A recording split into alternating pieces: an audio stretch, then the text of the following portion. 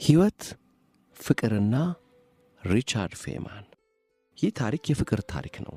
አሁን የፍቅር ታሪክ በእርግጥ የፍቅር ታሪክ ብቻም አይደል። ታሪኩ ፍቅር እንዲተጋ ሕይወት ያሻዋልና የፍቅር መድረኩ ኑሮ ናትና ይህ ታሪክ የፍቅር ብቻም ሳይሆን የሕይወት ታሪክም ነው።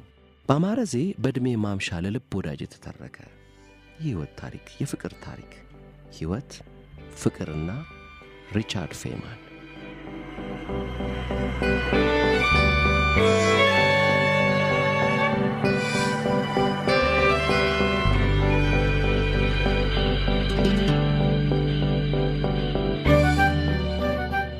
ይህ ታሪክ የአንድ ታዋቂ ሳይንቲስት የፍቅር ታሪክ ነው። ሳይንቲስቱ ሪቻርድ ፌማን ይባላል። የአሜሪካዊ ሳይንቲስት በ20ኛው ክፍለ ዘመን ከተከሰቱ ታላላቅ የፊዚክስ ሊቃውንት መሃል አንዱ ሲሆን በፊዚክስ የኖቤል ሽልማት ተሸላሚም ጭምር ነው። ግን ለመሆኑ ሪቻርድ ፌማን ማን ነው? ፌማን ማለት የሳይንሱ ዓለም በተለይም የፊዚክሱ ዓለም ጋይ ስብሃት ማለት ነው። ጋይ ስብሃት ስለ ሕይወት ታሪኩና ገድሉ ለጋዜጠኛና ደራሲ ዘነበ ወላ በሚጥም ሁኔታ የተረካቸው ትረካዎች ታትመው በጉጉት እንዳጣጣምናቸው ሁሉ ፌማንም በአስደናቂና በአስቂኝ ታሪኮች የተሞላውን የሕይወትና የፍቅር ታሪኩን ለጓደኛው የተረካቸው ወጎች በመጽሐፍ መልክ ተሰባስበው ወጥተው ብዙዎችን አስደስተዋል፣ አዝናንተዋል፣ አስደምመዋል። የተወዳጅ ሳይንቲስት አንድ የሆነ ነገር ከተናገረ መገናኛ ብዙሃኑ እየተቀባበሉ ይነዙታል። እንዳውም በሕይወት እያለ ተረት ለመሆን በቅቶ ነበር ማለት ይቻላል። የአስደናቂ ሳይንቲስት በአንድ ወቅት ስለ ልጅነትና የወጣትነት ዘመን የፍቅር ታሪኩ ለጓደኛው ያጫወተው ታሪክ ዋት ዱ ዩ ኬር ዋት አዘር ፒፕል ቲንክ በሚል ርዕስ የታተመ ሲሆን ከዚሁ የፌማን የፍቅር ታሪክ የቀረበበት መጽሐፍ የተዘጋጀው የዚህ ስመጥር ሳይንቲስት የፍቅር ታሪክ እንዲህ ይቀርባል።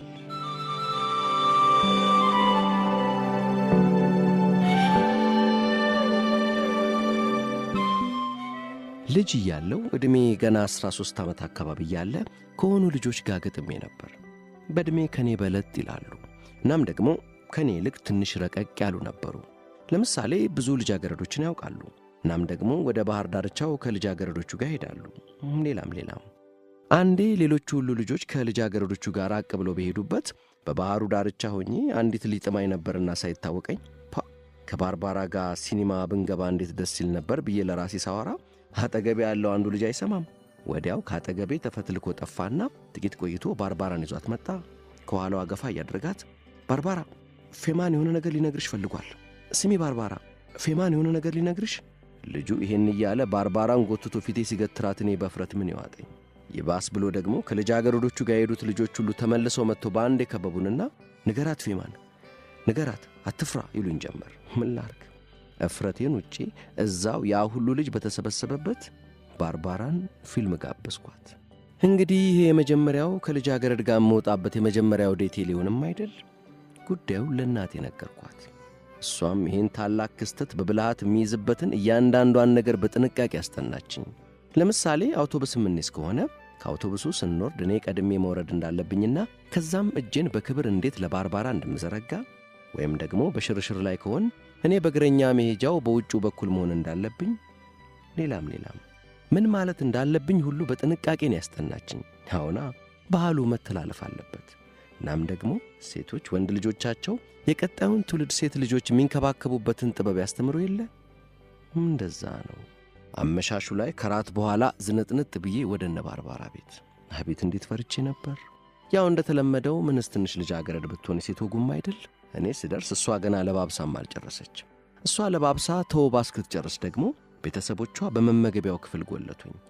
በመመገቢያው ክፍል ውስጥ የባርባራ ቤተሰቦች ከእንግዶች ጋር ራት እየተመገቡ ነበር።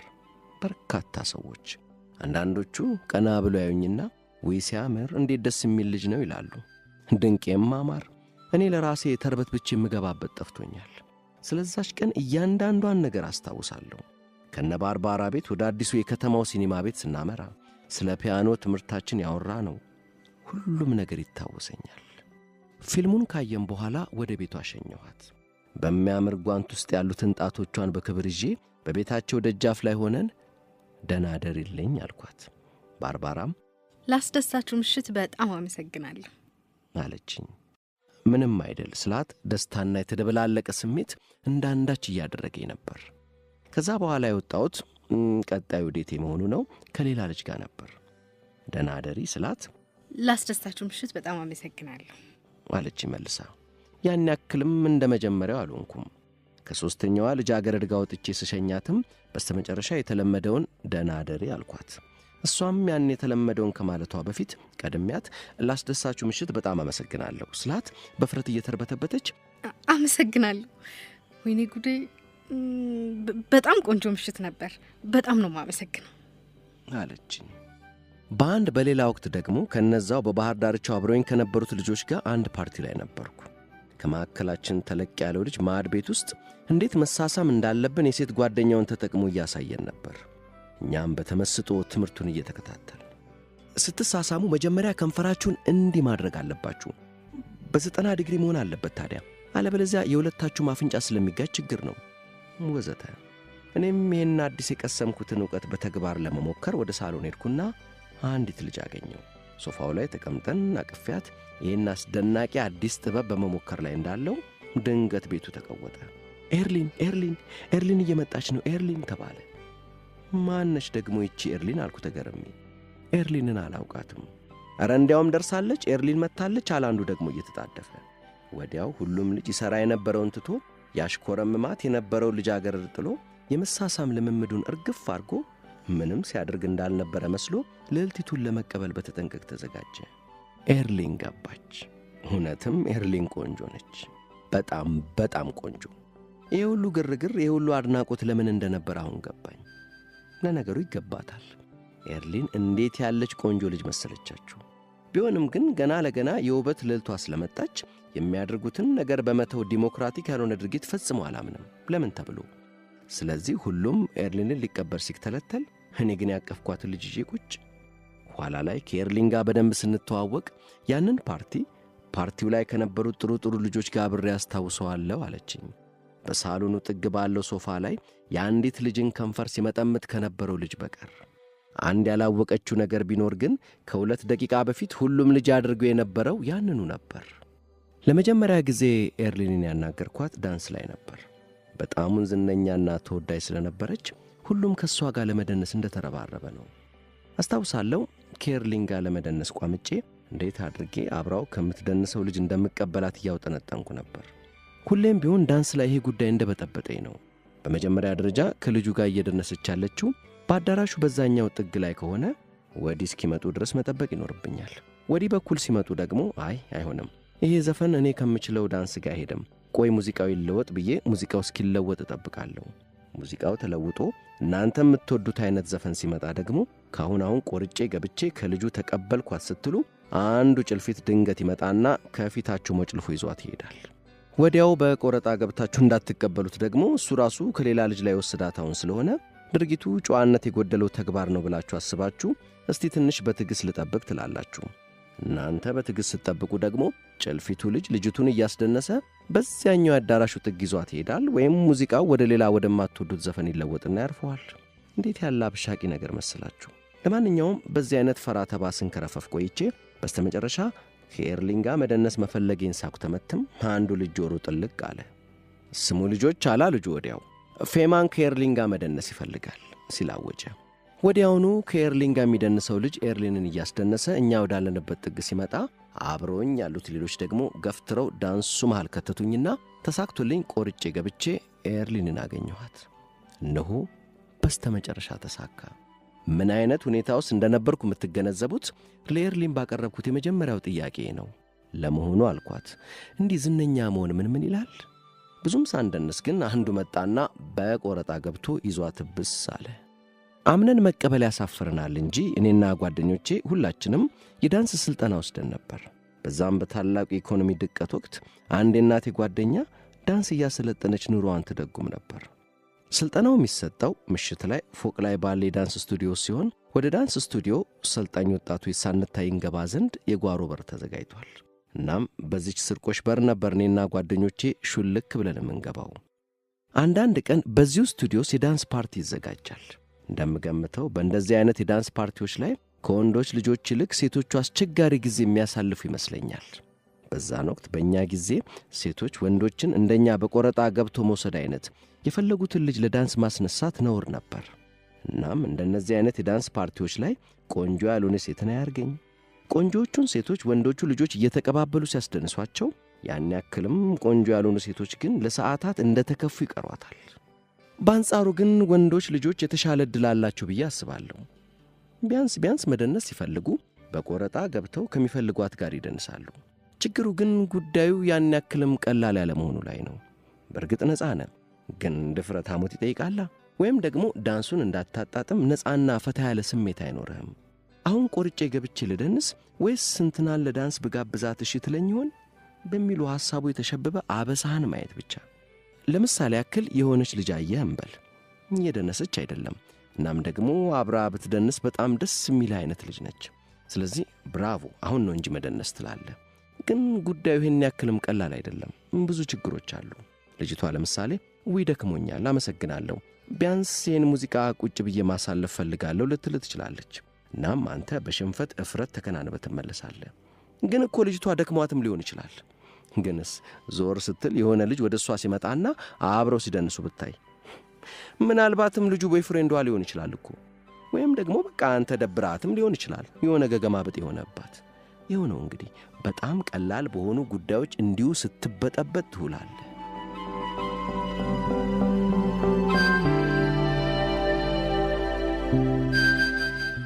አንዴ ኤርሊንን ከነዚህ አይነት የዳንስ ፓርቲዎች ወደ አንዱ ልጋብዛት ወሰንኩ።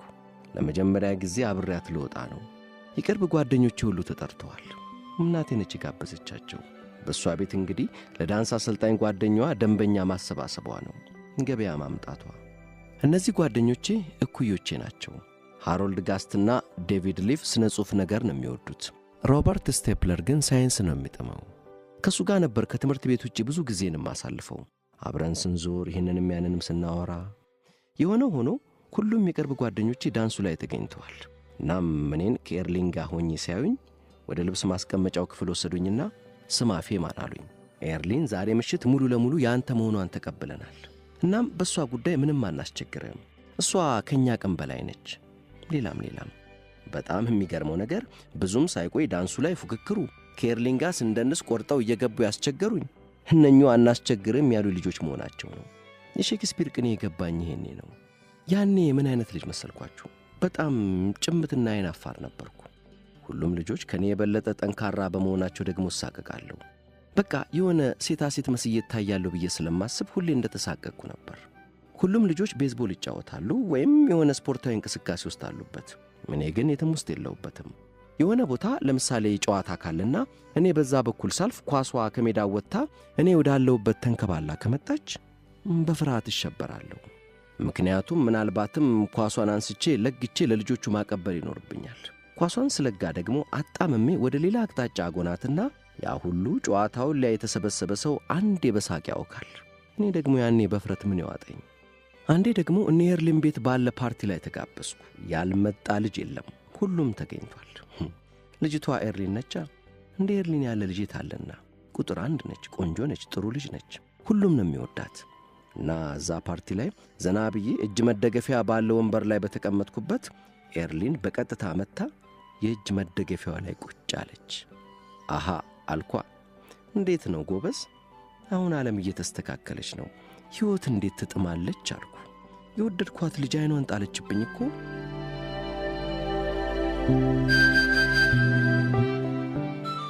ያኔ እኛ ሰፈር አንድ የወጣቶች ማዕከል ነበር። በስሩ በርካታ እንቅስቃሴዎች የሚካሄዱበት ትልቅ ማዕከል ነው። የጸሐፊዎች ክለብ አለ። ስነ ጽሑፍ የሚመቻቸው ልጆች ታሪኮች እየጻፉ የሚናበቡበት። የድራማ የሳይንስ ክለብም አለ። እኔ ሳይንስ ነው የምወደው። ከሳይንስ ውጪ ምንም አይነት ነገር አይጥመኝም። ስለዚህም እኔ ያለሁት የሳይንስ ክለብ ውስጥ ነው። ኤርሊን ግን ኪነ ጥበብ ስለምትወድ የኪነ ጥበብ ክለብ ውስጥ ነው ያለችው። ታዲያ እኔ ምን እሰራለሁ? የኪነ ጥበብ ክለብ ውስጥም ገባሁበታ። ከዛ በኋላ እንግዲህ ለኤርሊን ብዬ በገባሁበት የኪነ ጥበብ ክለብ ውስጥ የፕላስቲክ የፊት ካስት መስራት አይነት ኪነ ጥበባዊ ጣጣዎች ውስጥ ገብቼ ኪነ ጥበብን ተያዝኳት። በነገራችን ላይ በዚህ ክለብ ውስጥ የቀሰምኳቸውን ጥበቦች በኋለኛው ዘመኔ ተጠቅሜባቸዋለሁ።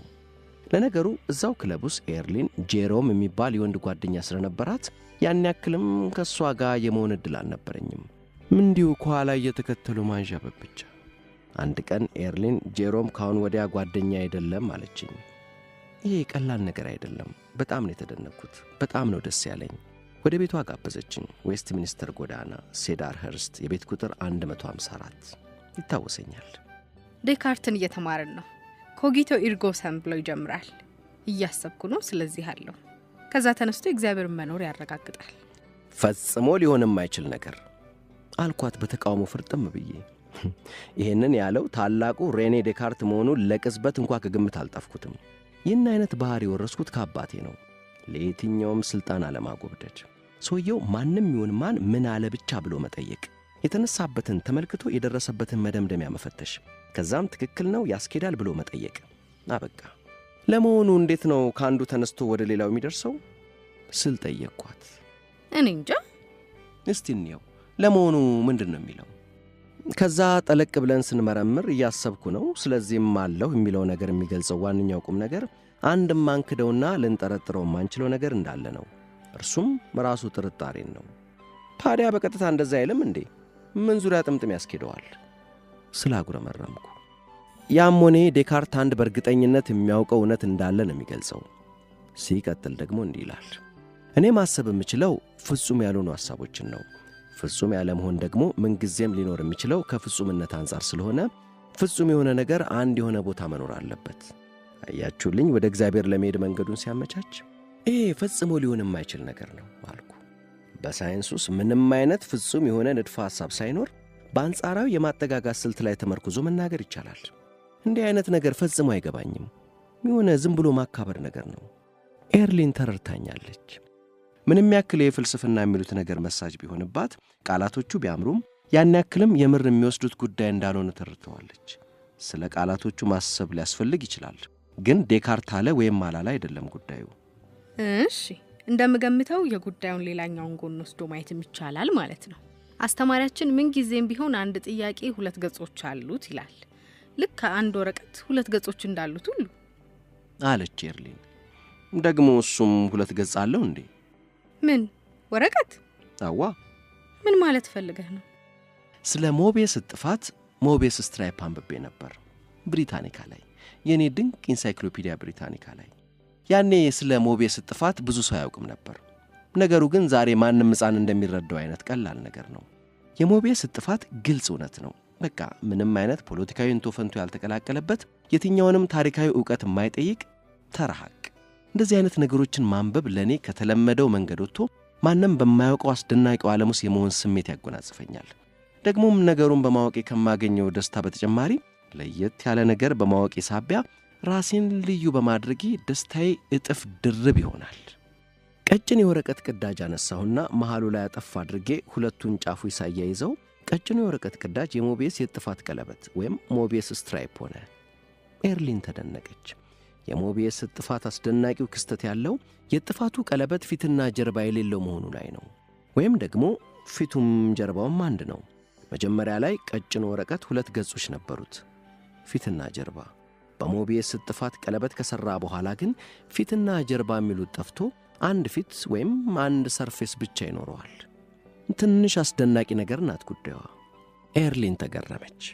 በቀጣዩ ቀን ኤርሊን አስተማሪዋን ክፍል ውስጥ ጠበቀችዋ፣ የሞቤስ ጥፋትን ይዛ። እርግጠኛ ነኝ አስተማሪው እንደተለመደው አንድ ወረቀት በእጁ እንዳንጠለጠለ እያንዳንዱ ጥያቄ 2 ጎኖች ይኖሩታል። ልክ ይሄ ያስኩት ወረቀት 2 ፊቶች እንዳሉት ሁሉ ማለቱ አይቀርም። ይሄኔ ኤርሊን ያመጣችውን በሞቤስ ጥፋት ስልት ተቆልምሞ የሞቤስ ቀለበት የሆነውን ወረቀት እያሳየች፣ ቲቸር፣ በእርግጥ ለሱ ጥያቄ 2 ጎኖች ይኖሩታል። ይሄ ወረቀት ግን አንድ ፊት ብቻ ነው ያለው፣ ምንም አይነት ጀርባ የለውም አለቻ። ይሄኔ ተማሪ ከአስተማሪ ተገርሞ ተደንቆ ቁጭ። እንግዲህ ኤርሊን ከዚህ በኋላ ምን እንደሚሰማት አስቡት። የድፍን ክፍል ተማሪ ከአስተማሪ አብሮ ሲያደንቃት። ለማንኛውም በዚህ በሞቤስ ጥፋት ሳቢያ ያበረከትኩት አስተዋጽኦ በቁም ነገር ተቆጥሮ ከዚያ ጊዜ ጀምሮ ኤርሊን ትኩረቷ ወደ እኔ ጀመረ።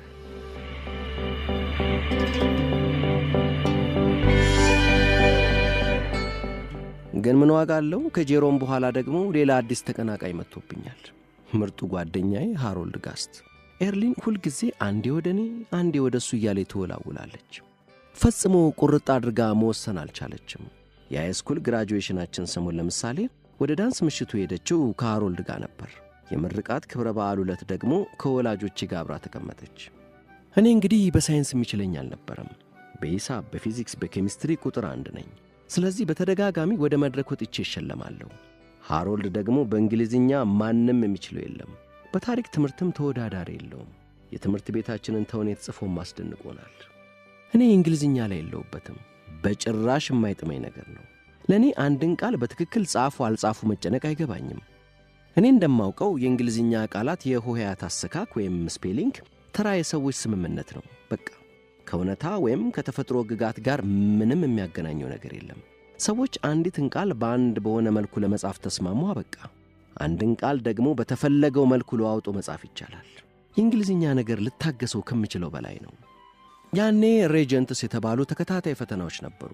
የኒውዮርክ ግዛት የሚያዘጋጃቸውና ሁሉም የሁለተኛ ደረጃ ተማሪ የሚወስዳቸው ፈተናዎች ናቸው። ከጥቂት ወራት በፊት የሬጀንትስ ፈተና የእንግሊዝኛውን ክፍል ልንፈተና አካባቢ ሃሮልድና ሌላኛው ስነ ጽሑፍ አፍቃሪ ጓደኛዬ ዴቪድ ሊፍ የትምህርት ቤታችን ጋዜጣ አዘጋጅ ነው፣ ለፈተና ልጽፍ የመረጥኩትን መጽሐፍ ርዕስ ጠየቁኝ። ዴቪድ የመረጠው በጠንካራ ማኅበራዊ ጉዳይ ዙሪያ የሚያጠነጥነውን የሲንክሌር ሌዊስን ሥራ ሲሆን ሃሮልድ ደግሞ አንድ ጸሐፊ ተውኔትን መርጧል። እኔ ትሬዠር አይላንድ የተባለውን መጽሐፍ መምረጤን ተናገርኩ። ይህም መጽሐፉን በመጀመሪያ ዓመት እንግሊዝኛ ትምህርት ክፍለ ጊዜ ስለተማርነው ነበር። እናም የጻፍኩትን ስነግራቸው አንዴ በሳቅ አወኩ። ስማ መውደቅ አማረህ እንዴ? ስለዚህ ተራ መጽሐፍ የማይረባ ነገር የምትጽፈው? ከዚህ በተጨማሪ ደግሞ የወግ መጽሐፍ ጥያቄም ነበር። በዝርዝር የቀረቡ አርዕስቶች አሉ። ከዛ ውስጥ አንዱን መርጦ መጽሐፍ። እኔ የመረጥኩት ርዕስ የሳይንስ ጥቅም ለበረራ የሚለውን ነው። ምን የሚሉት ርዕስ ነው አልኩ። ሳይንስ ለበረራ ቴክኖሎጂ ያለው አስተዋጽኦ ግልጽ ነው።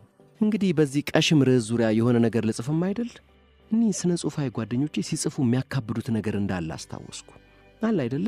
አረፍተ ነገሩ የተወሳሰበና ረቂቅ እንዲመስል የሚያደርጉት ነገር አላቸው።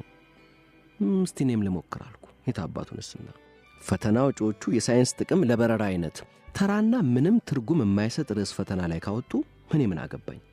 እንዲህ እያልኩ ጻፍኩ። እኔም የበረራ ሳይንስ ከበራሪ አውሮፕላን ኋላ በከባቢ አየሩ ላይ የሚፈጠሩትን የክብ ሽክርክሪት፣ የአየር አዙሪት መሰል ክፈፎችና የግፊት ፈጠር ሸለቆች ሁኔታን ለመተንተን እጅጉን ጠቃሚ ሲሆን አይነት ነገር።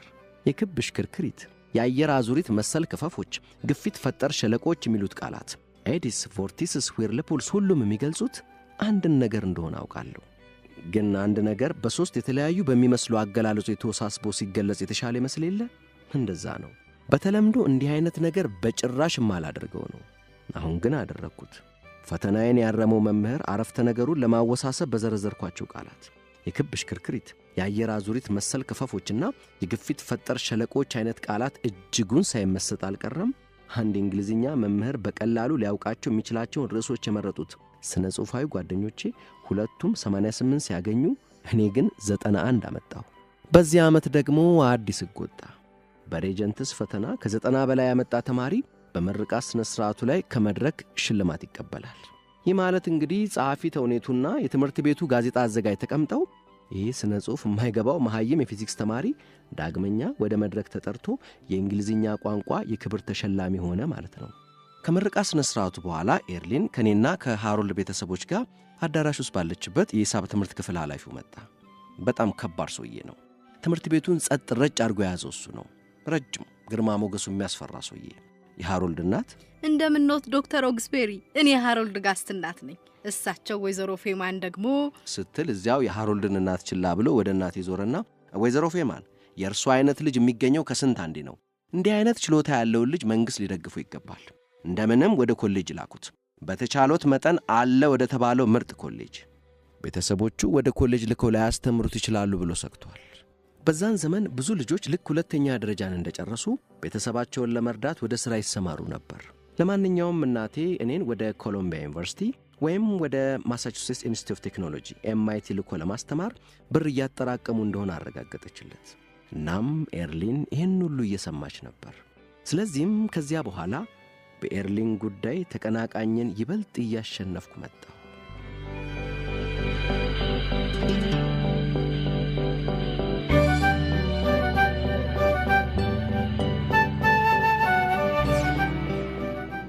ኤርሊን አስገራሚ ልጅ ነበረች። የላውረንስ ሁለተኛ ደረጃ ትምህርት ቤት ጋዜጣ አዘጋጅ ነች። በሚያምር መልኩ ፒያኖ ትጫወታለች። እናም ደግሞ ሲበዛ ለጥበብና ለውበት ስስ የሆነች አርቲስቲክ ልጅ ነች። ቤታችንን በተወሰነ መልኩ አስጊጣው ነበር። ለምሳሌ የቁም ሳጥናችን ውስጥ የነበረችውን የበቀቀን ጌጥ የሠራችው እሷ ነች። ከጊዜ ወደ ጊዜ የእኔ ቤተሰቦች ይበልጥ እያወቋት ሲመጡ ደግሞ በኋለኛው የዕድሜ ዘመኑ ስዕል መሳል ከጀመረው ከአባቴ ጋር ወደ ጫካ እየሄደች ስዕል ትስል ጀመር። ቀስ በቀስ እኔና ኤርሊን አንዳችን የሌላችንን ስብዕና እንሞርድ ጀመር። ኤርሊን ያደገችው በጣም ትሑትና ለሰው ስሜት እጅጉን ስስና ጥንቁቅ በሆነ ቤተሰብ ውስጥ በመሆኑ እኔንም ይህም ባሕሪ ያጋብታብኛለች። በሌላ ጎኑ ደግሞ በነ ኤርሊን ቤት ዓይን ያወጣ ነጭ ውሸት መዋሸት ምንም ማለት አይደለም። አንድ ሰው ሌሎች የፈለጉትን ቢያስቡ ምን አገባኝ፣ ስለ ሰው ቀድጄ ልልበሰው አይነት አመለካከት ሊኖረው ይገባል ስላሰብኩ። በእርግጥ የሌሎችን አስተያየት ሰምቶ ከግምት ውስጥ ማስገባት ይኖርብን ይሆናል። ግን ሰዎች የሚሉት ነገር ምንም ትርጉም የማይሰጥና የተሳሳተ ከሆነስ ያኔ ሁሉም ነገር ያበቃላ። ኤርሊን ይህን ሐሳቤን ወዲያው ነው ቀለብ ያደረገችው።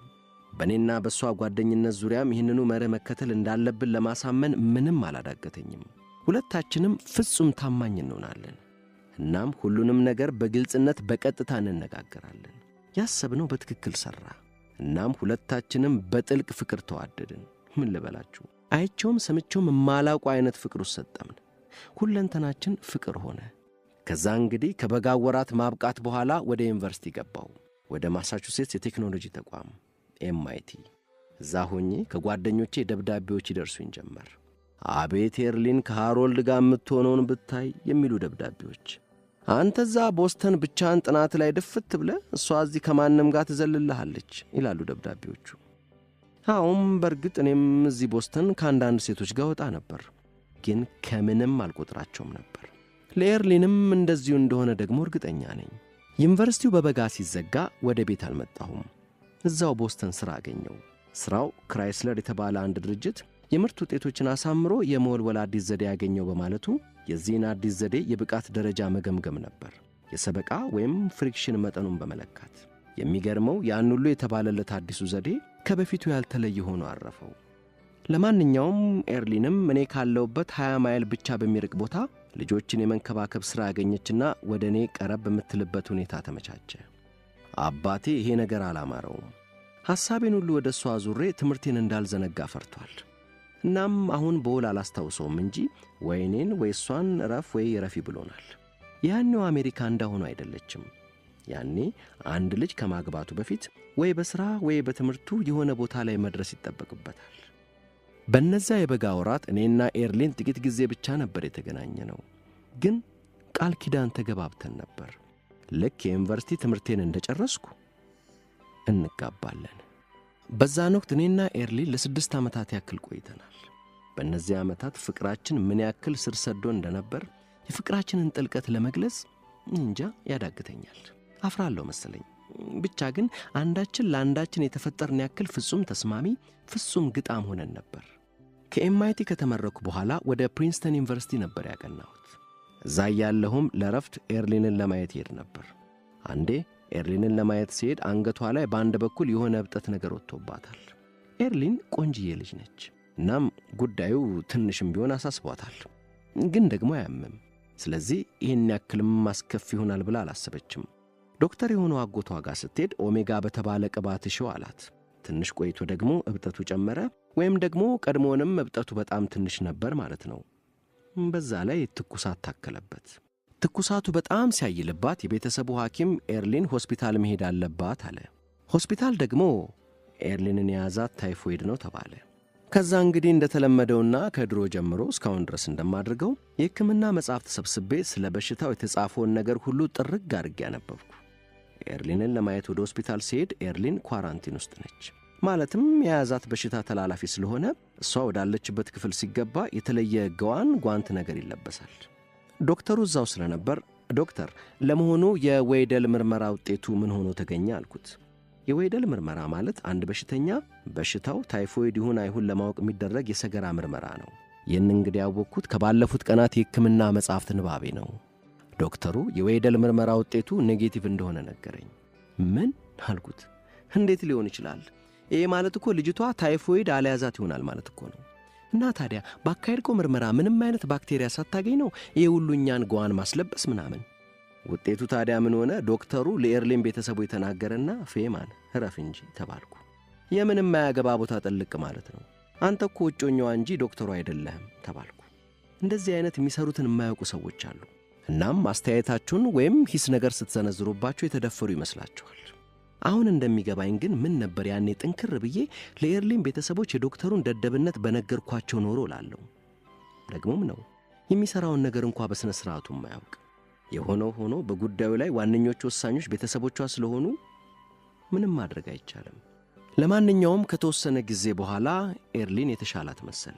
እብጠቱም ዋሸሸ፣ ትኩሳቱም ጠፋ። ከተወሰኑ ሳምንታት በኋላ ግን እብጠቱን እንደገና አገረሸና ኤርሊን ሌላ ሐኪም ጋር ሄደች። ይሄኛው ሐኪም በብቷና በሽሽቱ አካባቢ እብጠት መኖሩን ተረድቶ ችግሩ ከሌምፍጢዎች ጋር ተያያዥነት አለው አለ። ይሁን እንጂ የትኛው በሽታ እንደሆነ ለይቶ ለማወቅ አልቻለም።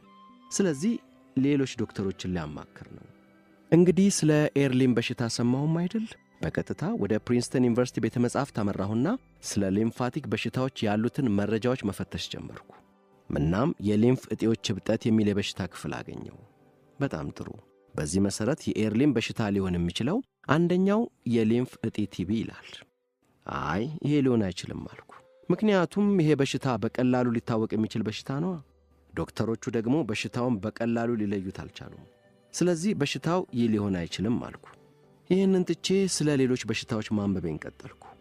ሊምፎዲኔማ፣ ሊምፎዲኖማ፣ የሆኪንግ በሽታ፣ ሌላም። ሁሉም ግን ወይ አንደኛው ወይም ሌላኛው አይነት ካንሰሮች ናቸው። ምንም አይነት ይህ ነው የሚባል ፈውስ የላቸውም። በሊምፎዲኔማና በሊምፎዲኖማ መካከል ያለው ዋነኛው ልዩነት ለምሳሌ በጥንቃቄ ያነበብኳቸው የሕክምና መጻሕፍት እንደሚገልጹት በሽተኛው በቶሎ ከሞተ በሽታው ያለ ጥርጥር ሊምፎዲኖማ ነው ማለት ነው። ለጥቂት ጊዜም ቢሆን በሽተኛው በሕይወት ከቆየ ደግሞ በሽታው ሊምፎዲኔማ ነው። አበቃ፣ ይኸው ነው። ለማንኛውም በየትኛውም መስፈርት ቢሆን ስለ ሊምፍ እጢ በሽታዎች አለ የተባለውን ሁሉ ጥርቅ አድርጌ አንብቤያለሁ። እናም አንድ የተረዳሁት ነገር ቢኖር ኤርሊን ፈጽሞ ሊድን በማይችል በሽታ ሳትያዝ አልቀረችም። ከዛ እንግዲህ ራሴው ለራሴ በስሱ ፈገግ አልኩና እርግጠኛ ነኝ የሕክምና መጽሐፍ ያነበበ ማንኛውም ሰው በአደገኛ በሽታ ተይዣለሁ ብሎ መስጋቱ የማይቀር ነው ስላሰብኩ። ቢሆንም ግን ከዛ ሁሉ ንባቤ በኋላ ምንም አይነት ተስፋ ሰጪ ነገር አላገኘሁም። ሁኔታው አሳሳቢ ነው። ውዷ ኤርሊን መድኃኒት በሌለው በሽታ ሳትያዝ አልቀረችም። ጎበዝ፣ ኤርሊንን ላጣት እኮ ነው። ግን ከዛ በኋላ ወዴት እንዳመራው ታውቃላችሁ? ወዲያውኑ በቀጥታ ወደ ፓልመር አዳራሽ አቀናው። እዛ ምን አለ? ሳምንታዊ የሻይ ፕሮግራም።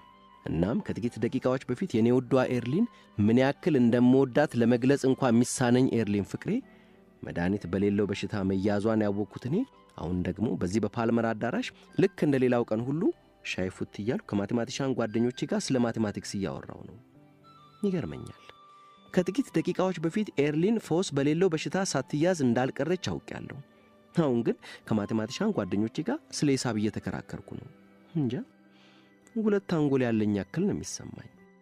ኤርሊንን ልጠይቃት ሲሄድ ያንን ምንም የሕክምና ዕውቀት የሌለው ሰው የሕክምና መጽሐፍ ሲያነብ አደገኛ በሽታ ይዞኛል ብሎ የሚሰጋውን ቀልድ ነገርኳት።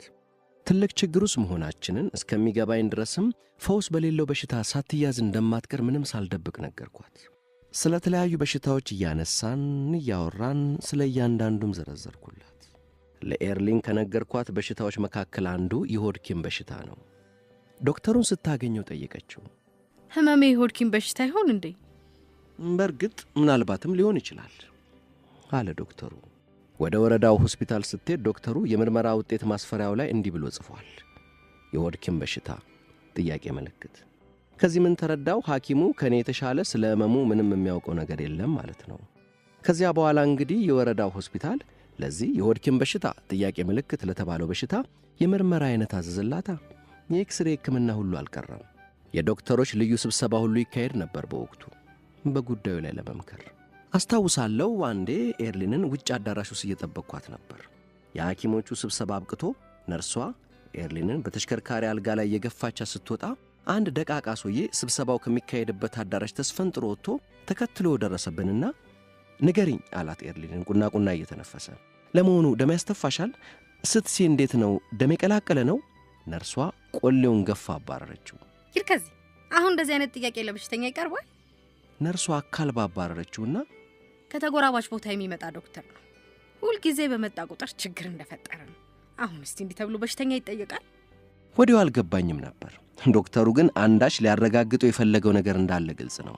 ነቄ በሆን ኖሮ የተጠራጠርከው ነገር ምንድነው ብዬ ልጠይቀው ይችል ነበር። ለማንኛውም በስተመጨረሻ ከብዙ ውይይት በኋላ የሆስፒታሉ ሐኪም የኤርሊን በሽታ ሊሆን የሚችለው የሆድኪን በሽታ ነው አለኝ። ለተወሰነ ጊዜ ያክል ሻል ሊላት ይችላል።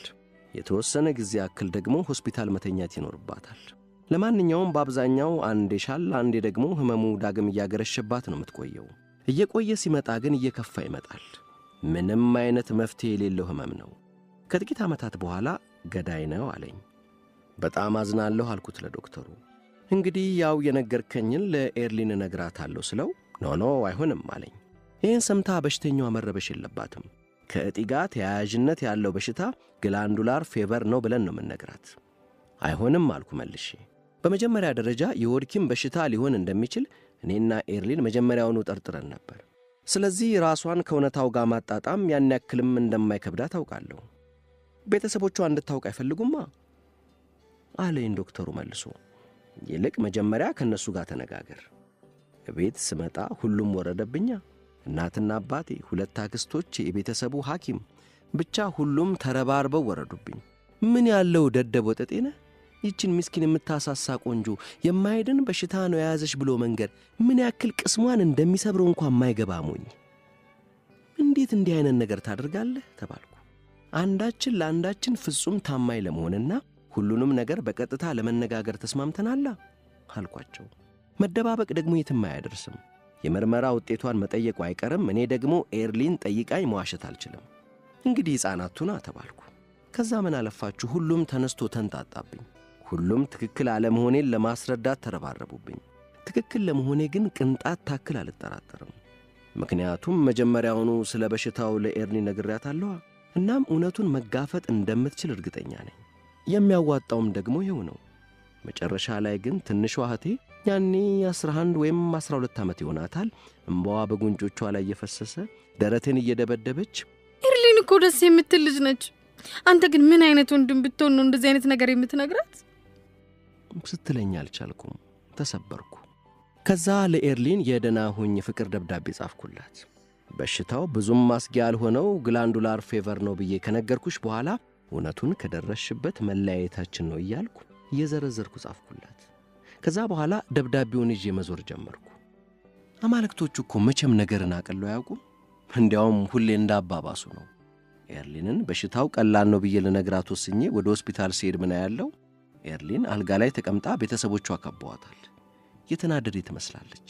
ልክ እኔን ስታይ ፊቷ ባንድ ይበራና አዎ እኔ እናንተ እውነቱን መነጋገራችን ምን ያህል ዋጋ እንዳለው የሚገባኝ አሁን ነው አለችና ወደ ቤተሰቦቿ ዞራ እነሱ የሚሉት ግላንዱላር ፌቨር ነው ያዘሽ ነው። ልመናቸው ግን አላቅም። ሪቻርድ ንገረኝ፣ የያዘኝ የሆድኪን በሽታ ነው ወይስ ግላንዱላር ፌቨር?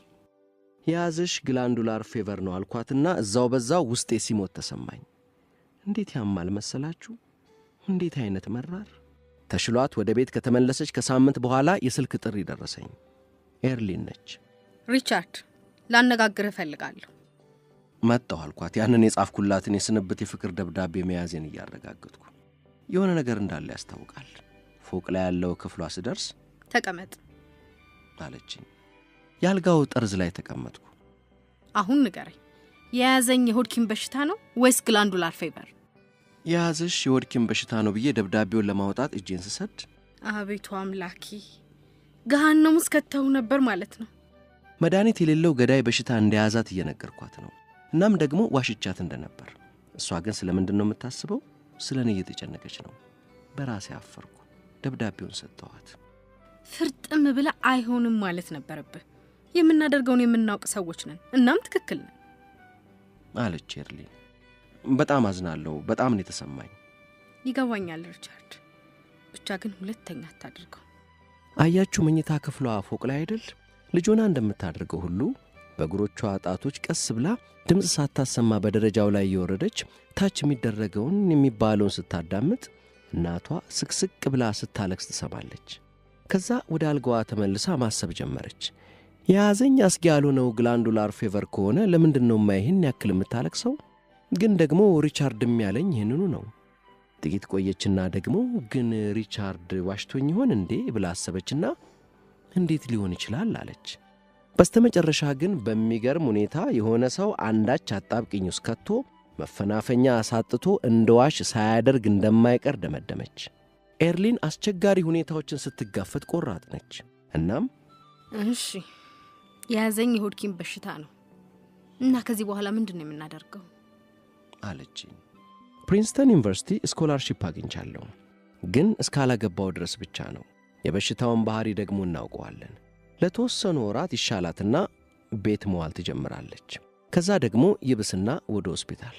ብቻ እንዲሁ ሻል ባስ እያለ ምናልባትም ለ2 ዓመታት ያክል ይቆያል። ከዛ በኋላ በሽታው ገዳይ ነው። የኔ ሐሳብ እንግዲህ ነው። ምንም እንኳ ፒኤችዲን ለማግኘት ግማሽ ያክል መንገድ ቢቀረኝም በቤሌ ቴሌፎን ላብራቶሪ ውስጥ ምርምር የማካሄድ ሥራ እንደማላጣ እርግጠኛ ነኝ። ሊሰሩበት የሚመርጡት ቦታ ነው ቤል ላብራቶር ማለት። ከዛ ከሆስፒታሉም ከላብራቶሩም የማይርቅ ቦታ ትንሽ አፓርትመንት እንከራይና ከጥቂት ወራት በኋላ ኒውዮርክ ውስጥ እንጋባለን። የዛለት ከሰዓት በኋላ ሁሉም ነገር መልኩን ያዘ።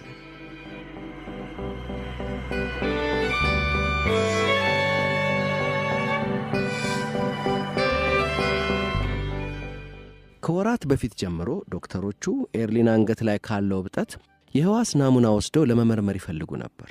ቤተሰቦቿ ግን የምን በሽተኛዋ ልጅ ማንገላታት ነው፣ የያዛት በሽታ ህመም ሳያንስ እሷ እንደው አንዴ በማይድን በሽታ ተይዛለች ብለው አይሆንም አሉ። እኔ ግን ምን ይታወቃል ተጨማሪ መረጃ ለማግኘት ይረዳ ይሆናል ብዬ መወትወት ጀመርኩ።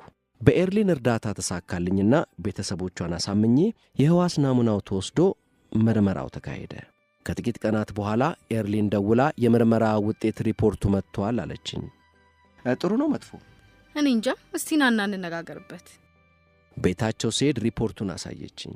እንዲህ ይላል። የህዋስ ናሙናው የምርመራ ውጤት እንደሚጠቁመው በሽታው የሊምፍ እጢ ቲቢ ነው ይላል። ወይኔ አልኩ። ይሄ በሽታ ማለት እኮ የኤርሊን በሽታ ሊሆኑ ከሚችሉ ዝርዝር ውስጥ በአንደኝነት የሰፈረው እኮ ነው። መጽሐፉ በቀላሉ ሊታወቅ የሚችል በሽታ ነው ስላለና ዶክተሮቹ በቀላሉ ሊለዩ ስላልቻሉ እኮ ነው ይሄ በሽታ ሊሆን አይችልም ብዬ ዘለልኩት። ከሐኪሞቹ የመሰብሰቢያ አዳራሽ እየሮጠ ወጥቶ ኤርሊንን ደም ያስተፋሻል ብሎ የጠየቃ ሰውዬ በትክክል ደርሶበት ነበር። ክውን ያልኩት ምክንያቱም ተገቢ ያልሆነ መረጃ ላይ ተመርኩዤና ዶክተሮቹን ከሆኑት በላይ አዋቂ አድርጌ በመገመት በግልጽ ሊሆን የሚችለውን ነገር ሲቻለዋ። ያ ባይሆን ኖሮ ያኔውኑ በሽታው የሊምፍ እጢ ቲቢ ሊሆን እንደሚችል ግምቴን ተናግሬ ዶክተሩም በምርመራ ውጤት መጻፊያው ላይ የሊምፍ እጢ ቲቢ የሚል አስፍሮ በዚሁ አቅጣጫ መርምሮ ገና ድሮ ትክክለኛው የበሽታው ምንነት ይታወቅ ነበራ። ከዛን ጊዜ ጀምሮ እንደሚገባኝ ይሁንኩ እልም ያልኩ ጀዝባ ነገር ነኝ።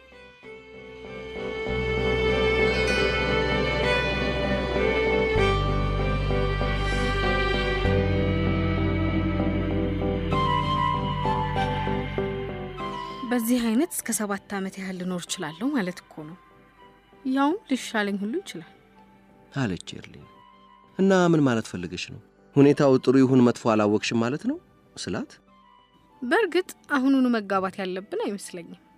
2 ዓመት ብቻ በህይወት እንደምትቆይ ያስበን ሁሉን ነገር አስተካክለን ጨርሰን ነበር። አሁን ግን ትንሽ ረዘም ላለ ጊዜ እንደምትኖር ስታውቅ ሳትረበሽ አልቀረችም። ለነገሩ ብዙም ሳልቸገር የአዲሱን ሁኔታ ጥሩነት አሳመንኳት። ከዚህ በኋላ እንግዲህ ያው የሚያጋጥሙንን ችግሮች በጋራ መጋፈጥ እንዳለብን እናውቃለን። ለነገሩ እስካሁን ያጋጠሙንን ችግሮች ከተወጣን ከዚህ በኋላ የሚመጡ የትኞቹም ችግሮች አያሸንፉንም።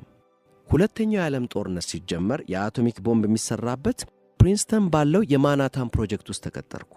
እየተማርኩ ያለሁትም እዚሁ ፕሪንስተን ዩኒቨርሲቲ ውስጥ ነው። ከጥቂት ወራት በኋላ ልክ ዲግሪን እንዳገኘው ማግባት እንደመፈልግ ለቤተሰቦቼ ያሳወቅኩ። አባቴ ይህን ሲሰማ ክውን ያለው። ምክንያቱም ገና ከልጅነቴ ጀምሮ እንደተገነዘበው ሳይንቲስት በሆን ደስተኛ እንደመሆን ያስባል። በመሆኑም ለማግባት በጣም ገና እንደሆንኩና አሁን እንዲቸኩዬ በለጋ ዕድሜ ባገባ ለሙያ ሕይወቴ እንቅፋት እንደሚሆንብኝ ነው የሚገምተው። እናም ደግሞ አንዲት የእብድ ሐሳብ አለችው። አንድ ልጅ የሆነ ችግር ውስጥ ከገባ ከችግሩ ጀርባ ያለችውን ሴት ፈልግ አይነት ነገር። ለወንድ ልጅ አደጋ ሴቶች ናቸው ብሎ ስለሚያስብ ወንድ ልጅ በሴት ጉዳይ ጥንቁቅ መሆን እንዳለበትና ለእንደዚህ አይነት ጉዳይ ጨርሶ ፊት መስጠት አያስፈልግም ባይም ነው። ታዲያ እኔ ልጁ ቲቢ የያዛትን ልጅ ላገባ ስነሳ ምን እንደሚያስብ ገምቷ? ቢያንስ እኔም በቲቢ እንደሚያዝ ነው የሚያስበው። መላው ቤተሰብ በእኔ ጉዳይ ተጨነቀ። አጎቶቼ፣ አክስቶቼ፣ ሁሉም ጭራሽ ደግሞ የቤተሰቡን ሐኪም ጠሩና ያስመክሩኝ ገቡ። ቲቢ ምን ያክል አደገኛ ገዳይ በሽታ እንደሆነ እናም ሊጋባብኝ እንደሚችል። እስቲ ለመሆኑ እንዴት እንደሚጋባ ንገረኝ አልኩት። በመጀመሪያ ደረጃ እኔና ኤርሊን በሽታው እንዳይጋባብኝ በጣም ነው የምንጠነቀቀው። ለምሳሌ ፈጽሞ አንሳሳምም፣ ምክንያቱም አፍ ውስጥ በርካታ በሽታውን የሚያስተላልፉ ባክቴሪያዎች ስላሉ። ሲቀጥል ደግሞ ሌላ ነገር አመጡ። ማየህ ምን መሰለ ማለት ጀመሩ። ያኔ ልታገባት ቃል ስትገባ እኮ ይሄ ነገር ይፈጠራል ብለህ ልታስብ አትችልም። እና ማንም ቢሆን እንደሚረዳው ይሄ ሁኔታ ይፈጠራል ብለህ ልትገምት በማትችልበት ሁኔታ የገባኸውን ቃል የግድ ማክበር አይጠበቅብህም። በጣም ይገርማል። ፈጽሞ እንደዚህ አይነት ነገር አስቤ አላውቅም። እኔ ኤርሊንን ማገባት ቃል ኪዳን ስለገባውላት ነው? በጭራሽ። ጉዳዩ ፈጽሞ ቃል የመግባት ያለ መግባት ጉዳይ አይደለም። እኔና ኤርሊን እኮ ያላንዳች ብጣሽ ወረቀት ተዋህደናል፣ አንድ ሆነናል፣ ተጋብተናል እኮ ማለት ይቻላል። ተፋቅረናል እኔና ኤርሊን። እናም በስሜት ከተጋባን መቼና መቼ? ኧረ ለመሆኑ አልኳቸው፣ አንድ ባል ሚስቱ ቲቢ ስለያዛት ሊተዋት ይገባል? ባለ ሆቴሉ አክስቴ ብቻ ነች መጋባታችን ትክክል ሊሆን እንደሚችል የተሰማት። ሌላው ሁሉም ተቃዋሚ ነው። አሁን ግን እኔ ላይ ተጽዕኖ ማሳደር አይችሉም። ምክንያቱም ባለፈው ኤርሊንን በሽታዋን ሳልደብቅ መንገር አለብኝ፣ ለዋሻት አልችልም ያልኩ ጊዜ የማይሆን ምክራቸውን በተጽዕኖ ተከትዬ የተከሰተውን እናውቃለን። ለማንኛውም ምን ያሁን ይበልጥ ጠንከር ብያለሁ። ስለዚህ ተጽዕኖአቸውን ተቋቁሜ ለመቀጠልም ብዛም አልተቸገርኩም። ደግሞም እኔና ኤርሊን በምናደርገው ነገር ሁሉ ትክክል ለመሆናችን እርግጠኞች ነን። ሲቀጥል እኔና ኤርሊን ሁሉን ነገር አስተካክለን ጨረስን። እኔ ፕሪንስተን ዩኒቨርሲቲ፣ እሷ ደግሞ ኒው ጀርሲ ውስጥ ባለ ሆስፒታል ውስጥ እንሆናለን። ሆስፒታሉ ለእርዳታ ተብሎ የተቋቋመ ነው። ዲቦራ ይሉታል። በኒውዮርክ ሴት የልብስ ስፌት ሠራተኞች ማኅበር የሚደገፍ ሆስፒታል ነው። በእርግጥ ኤርሊን የልብስ ስፌት ሠራተኛ ሆነ አይደለም፣ ግን ምንም ለውጥ የለውም። እናም ደግሞ እኔ በአነስተኛ ክፍያ የመንግሥት ፕሮጀክት ላይ ምሠራ አይደለሁ። ለማንኛውም በስተመጨረሻ በዚህ መልኩ ኤርሊንን በቅርበት የምንንከባከብበትን ሁኔታ ካመቻቸው በኋላ ወደ ዲቦራ ሆስፒታል ስንሄድ እግረ መንገዳችንን ለመጋባት ወሰን። ለጉዞ መሰናዶ ወደ ፕሪንስተን ሄጄ ከአንድ የድኅረ ምረቃ ተማሪ ላይ መኪና ተዋስኩ። ስቴሽን ዋገን ናት። መኪናዋን ልክ አምቡላንስ አስመስዬ ውስጧን አሰማመርኳት። ወቅቱ ኤርሊን ትንሽ ሻል ያላት ቢሆንም ምናልባትም መንገድ ላይ ቢደክማት እንኳ ብዬ ፍራሽ አንሶላ አንጥፍ ያለው። ከዛ በኋላ ወደ እነ ኤርሊን ቤት ወደ ሴዳር ኸርስት ነዳሁና ሙሽራዬን ያዝኩ። የኤርሊን ቤተሰቦች እጃቸውን እያውለበለቡ ሸኙን። ኩዊንስና ብሩክሊንን አቋርጠን በጀልባ ወደ ስቴትን ደሴቶች አመራን። ይሄ እንግዲህ በፍቅር የተሞላው የጀልባ ሽርሽራችን ነው። በመቀጠል ወደ ማዘጋጃ ቤት አቅንተን ደረጃውን በቀስታ እየተራመድን ወጣንና የጋብቻ ሥነ ሥርዓት ወደሚካሄድበት ክፍል ገባን። ቢሮ ውስጥ የተቀበለን ሰውዬ በጣም ጥሩ ሰው ነው። አስፈላጊውን ነገር ሁሉ ወዲያውኑ ካከናወነ በኋላ ምስክር የላችሁም ብሎ ከሌላ ክፍል አንድ የመዝገብ ቤት ሠራተኛና አካውንታንት ይዞ መጣ። በቃ ከዛ ተጋባን። በኒውዮርክ ግዛት ሕግ መሠረት ተጋባን። ሁለታችንም በደስታ እንደተጥለቀለቅን እጅ ለእጅ ተያይዘን በፈገግታ ተያየን። የመዝገብ ቤት ሠራተኛው አሁን እኮ ተጋብታችኋል፣ ሙሽራዋን ሳማት እንጂ አለ። ይህኔ አይናፋሩ ሙሽራ የመንተፍረቱን ሙሽራዋን በስሱ ጉንጯ ላይ ሳም አደረጋት። ሁሉንም አመስግኜ ለሁሉም ጉርሻ ሰጥቼ በስቴሽን ዋገኗ ወደ ሆስፒታል አቀናን። ሁሌ በሳምንቱ ማብቂያ ኤርሊንን ለማየት ወደ ሆስፒታል እመጣለሁ። አንዴ አውቶቡሱ ዘግይቶ ደረሰና ወደ ሆስፒታል መግባት ሳልችል ቀረው። በአቅራቢያው ደግሞ ምንም አይነት ሆቴል የለም። የት ልደር? ደግነቱ ብርዱም መከላከያ ከበግ ቆዳ የተሠራ ኮት ለብሻለሁ። ስለዚህ መተኛ ቦታ ማፈላለግ ጀመርኩ። ሰው ቤት አጠገብ ከተኛው ጠዋት ከእንቅልፋቸው ሲነሱ እዛ ተጋድሜ አይተው እንዲደነግጡ አልፈለግኩም። ስለዚህ ከመኖሪያ ቤት ራቅ ያለ ቦታ ፈላልጌ ሌሊቱን እዛ ተኝቼ አሳለፍኩ። እንዲያውም ተመቸኝ። ጉዱ የመጣው ጠዋት ሲነጋ፣ ለካንስ እንቅልፌን ስለጥጥ የነበረው ቆሻሻ መጣያ ክምር ላይ ነበርና ምን አይነቱ ደደብ ነኝ ብዬ ሳኩ። አንዴ ፕሪንስተን እያለው እሽግ ሙሉ እርሳስ በፖስታ ደረሰኝ። ደማቅ አረንጓዴ ናቸው። እናም ደግሞ በወርቃማ ቃላት እንዲሚል ተጽፎባቸዋል። የኔ ውድ ሪቻርድ አፈቅርሃለሁ፣ ፑትሲ። ኤርሊንን ፑትሲ ብዬ ነው ምጠራት። በርግጥ ቆንጆ ነው። የላከችልኝን በጣም ነው የወደድኩት። እናም ደግሞ እኔም አፈቅራታለሁ። ግን አለ አይደለ ሳይታወቀን እርሳስ የትም ጥለን እንሄድ የለ። እስቲ ይታያችሁ። ለፕሮፌሰር ዊግነር የሆነ ፎርሙላ አሳየቸው ይህን እርሳስ ጥዬ ሲሄድ እርሳሶቹም መተው አልፈለግኩም። ምክንያቱም ወቅቱ የሁለተኛው የዓለም ጦርነት ጊዜ ነው። ሁሉም ነገር በቁጠባ ነው። ስለዚህ ከባኞ ቤት ምላጭ አመጣሁና ቀስ ብዬ ጽሑፉን ከርሳሱ ላይ ቀርፌ ያነሳሁት። በቀጣዩ ቀን ጠዋት ደብዳቤ ደረሰኛ። እንዲህ ብሎ ይጀምራል። አረ ለመሆኑ ከርሳሶቹ ላይ ስሙን ቀርፈው ባንሳት ምንም ይሉት ነገር ነው? ይቀጥልና ደግሞ እኔ አንተን በማፍቀሬ ክብር አይሰማህም? What do you care what other people think? ሰዎች የፈለጉትን ቢያስቡ አንተ ምን አገባ? ይላል። ሲቀጥል ደግሞ ግጥም አለ። አንተ በኔ ካፈርክ ደረረን ደረረን፣ በኔ ካፈርክ አንተ ትሪሪም ትሪሪም እያለ ይቀጥላል። ከዚህ በኋላ እንግዲህ ምን ማድረግ እችላለሁ? ያው ከነስሙ እርሳሱን መጠቀም ጀመርኳ። ከፕሪንስተን ወደ ሎስ አላሞስ ከመዛወሬ በፊት የፕሮጀክቱ ኃላፊ ሮበርት ኦፐንሃይመር ኤርሊን በአቅራቢያ ባለ ሆስፒታል የምትሆንበትን ሁኔታ አመቻቸ። እኔ ካለውበት 100 ያክል ማይል ይርቃል ሆስፒታሉ። ሁሌ ቅዳሜ ጠዋት እንደ አዝናኝ እግር ጉዞ ካለውበት ሎስ አላሞስ ኤርሊን ወዳለችበት ሆስፒታል ሄድና ከሰዓት በኋላውን አብሬያት ውዬ ማምሻውን ሆቴል አድራለሁ። እሁድ ጠዋትም አብሬያት ቆይና ከሰዓት በኋላ የመልስ እግር ጉዞ ወደ ሎስ አላሞስ ይሆናል። በሳምንቱ ቀናት ውስጥ ምን ጊዜም ከኤርሊን ደብዳቤ ይደርሰኛል። የማትልክልኝ ነገር የማትፈጥረው አዳዲስ ነገር የለም። ኤርሊን የተኛችው በአንዲት የሆስፒታል ክፍል ውስጥ ይሆን እንጂ በርግጥ እሷ ግን በታላቁ ዓለም ውስጥም ነበረች። መጽሔቶችን ታነባለች፣ ለዚህኛውም ለዛኛውም ትጽፋለች። ብዙ የማሰቢያ ጊዜ ስላላት ደግሞ የማትፈጥረው አዳዲስ ነገር የለም። እንዲህ እያልን እኔና ኤርሊን ለተወሰነ ጊዜ ያክል ቆየን። ቀስ በቀስ ግን ኤርሊን እየተዳከመች መጣች። በመሆኑም አባቷ ከኒውዮርክ ድረስ ሊያያት መጣ። ያኔ የጦርነት ወቅት ስለነበር ያን ያክል አገር አቆራርጦ መምጣት በጣም ውድና አስቸጋሪ ነበር። ሆኖም የኤርሊን ነገር መጨረሻው እንደተቃረበ ያወቀ ይመስላል። እናም አንድ ቀን ሎስ አላሞስ እያለው ደወለልኝና አሁኑኑ እንድትመጣ አለኝ። ተጣድፌ ሲሄድ የኤርሊንን አባት ሆስፒታል ውስጥ ሐዘን ውጦት አገኘሁት። ከመጣ ጥቂት ቀናት አልፈውታል። ከዚህ በላይ ምንም ማድረግ አልችልም፣ መሄድ አለብኝ አለ። እናም ሄደ። ኤርሊንን ሳያት በጣም ተዳክማለች። ጭልምልም ብሎባታል። አካባቢዋ ምን እየተካሄደ እንዳለ አታውቅም። ብቻ አይኖቿን ፊት ለፊት በባዶ ላይ ተክላ ትቆይና በትንሹ ዙሪያዋን ቃኘት አድርጋ ለመተንፈስ ትጣጣራለች። አንዳንዴ ደግሞ ትንፋሿ ድንገት ስልብ ብሎ ይጠፋል። ከዛ የሆነ ነገር እየዋጠች ያለች ትመስልና ደግሞ እንደገና ይመጣል። እንዲህ የሆነች ለሰዓታት ትቆያለች። ወደ ውጭ ወጥቼ በእግሬ መዘዋወር ጀመርኩ። በጣም ገርሞኛል። ለምንድነው ምንም ያልተሰማኝ? ሰዎች እንዲህ አይነት ነገር ሲያጋጥማቸው የሚሆኑትን ባለመሆኔ ደንቆኛል። እናም በቃ ምንም አልተሰማኝም። ምናልባትም ራሴን እያሞኘው ሊሆን ይችላል። ወይስ ይህ ሊሆን እንደሚችል ከረጅም ጊዜ ጀምሮ አውቅ ስለነበር ይሆን እንዴ? እንጃ። ሁኔታው ሊገባኝ አልቻለም። አንድ የሆነ ፍጡር በአደጋ ካልሆነ በቀር የማይሞት አንድ የሆነ ፍጡር ከማርስ ወደ መሬት ቢመጣና ይሄን ሰው የሚሉት ጉድ ቢያይ፣ ይሄን ሞት እንደማይቀርለትና ሕይወትም ኃላፊ መሆኗን እያወቀ ግን ምንም ሳይመስለው 70-80 ዓመት የሚኖር ፍጡር ቢያይ አንዳች ስነ ልቦና ችግር አለባቸው ሳይል አይቀርም።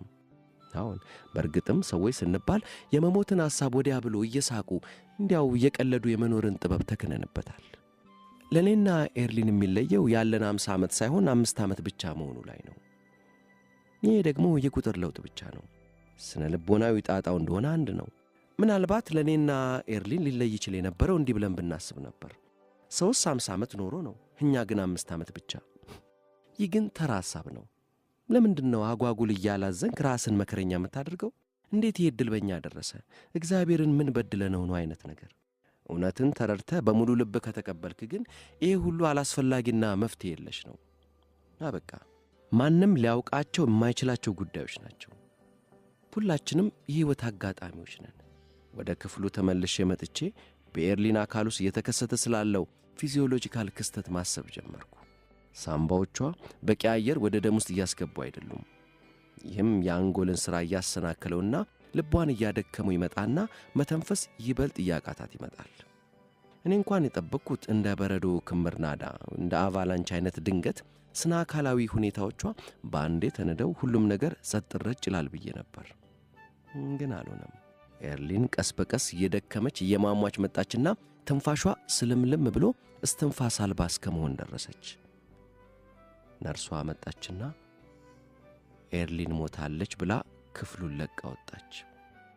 ለጥቂት ጊዜ ብቻዬን መሆን ፈለግኩ። ጥቂት ከቆየው በኋላ ግን ለመጨረሻ ጊዜ ለስንብት ልስማት ቀረብ ስል የጸጉሯ ጠረን ምንም ያለመለወጡ እጅጉን አስደነቀኝ። እንዴት ሊሆን ይችላል? በርግጥ እንዲህ በጥቂት ደቂቃ ውስጥ የጸጉሯ ጠረን ሊለወጥ እንደማይችል ይገባኛል። ግን ኤርሊን እኮ ሞታለች። ውዷ ኤርሊን እኮ ላትመለስ ሄዳለች። ትልቅ ጉድ እኮ ነው የተከሰተው። ደግሞ ምንም ነገር ያልተከሰተ ያክል የጸጉሯ ጠረን ልክ እንደ ጥንቱ። በቀጣዩ ቀን ወደ ሬሳ ክፍል ሲሄድ የክፍሉ ሠራተኛ ከጣቷ ላይ ያወለቃቸውን ቀለበቶች ሰጠኝና ሚስትን ለመጨረሻ ጊዜ ማየት ትፈልጋለህ አለኝ። አልፈልግም አልኩት። ግን እኮ አሁን ሁሉም ነገር ተስተካክሎ ተገንዛ አለኝ። የዚህ የሬሳ ቤት ሥራ መገነዝ የሚሉት ነገር ይገርመኛል። ሰውየው በሌለበት በድን ማስተካከል። አልፈልግም አልኩት። አሁን ኤርሊንን እንደገና ማየት አልፈልግም። ከዛ በኋላ የኤርሊንን ዕቃዎች አስጭኜ ሆስፒታሏን ለቅቄ ወደ ሎስ አላሞስ አቀናው። እንዴት እንደሆነ እኔ እንጃ። ኤርሊን ከሞተች በኋላ ለአንድ ወር ያክል ጠብታም እንኳን አልፈሰሰኝም። ፈጽሞ አላለቀስኩም ነበር። አንድ ቀን ግን ኦክሪጅ ውስጥ በአንድ የልብስ መሸጫ ሱቅ በኩል ሳልፍ አንድ ቆንጆ ቀሚስ አየሁ። የሚያምር ቀሚስ። ኤርሊን ብትኖር ኖሮ የምትወደው አይነት ቀሚስ አየሁ። ይህን ያልቻልኩም። አለቀስኩ፣ አነባው። ፈጽሞ አልቻልኩም።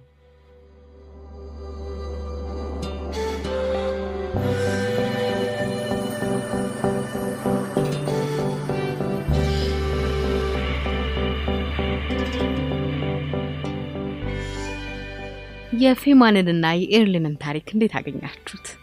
በጣም ልብ ይነካል አይደል? ግሩምማ የታሪኩ ማብቂያ ልቡን ነክቶት እንባ ተናንቆታል። ለዛ ነው የመጣሁት። ታሪኩን እንደወደዳችሁ ተስፋ አደርጋለሁ። ይህንንም ሆነ ሌሎች የቻናሉን ታሪኮች ደግሞ ለምትወዷቸው አጋሩ።